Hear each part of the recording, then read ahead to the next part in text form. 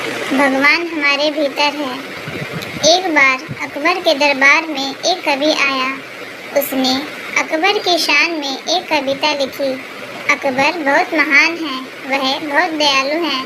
तो सबने कहा, यह तो बिल्कुल सच बात है। उसकी कविता सुनकर लोग उसकी तारीफ करने लगे। तो जब कवि को लगा कि उसकी कविता सब लोगों को पसंद आ रही है, तो उसने फिर एक और कविता बनाई और उसमें राजा की प्रशंसा की और लोग उसकी तारीफ करने लगे।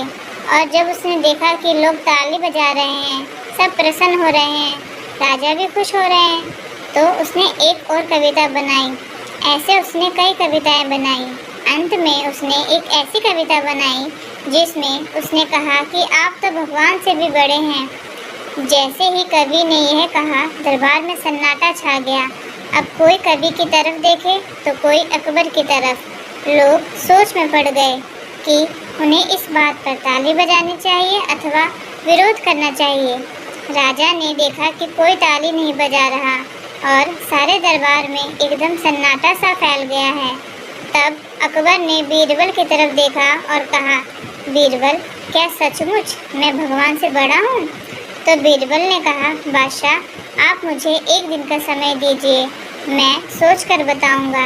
लेकिन अब बीरबल दुविधा में पड़ गया। वह जानता था कि राजा भगवान से बड़े नहीं हैं, मगर यह बात बीरबल राजा से नहीं कह सकता था।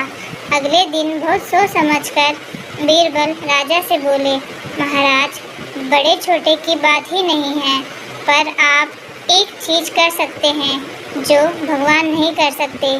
सारे दरबार में एकदम सन्नाटा फैल गया।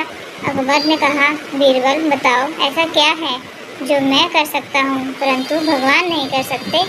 तब बीरबल ने कहा, आप किसी को भी अपने राज्य से बाहर निकाल सकते हैं, परंतु वह जो इस संसार के पालनहार हैं, वह किसी को अपने राज्य से बाहर नहीं निकाल सकते। वह हमारे अंदर ही मौजूद हैं, तो हमें डरने की क्या ज़रूरत है।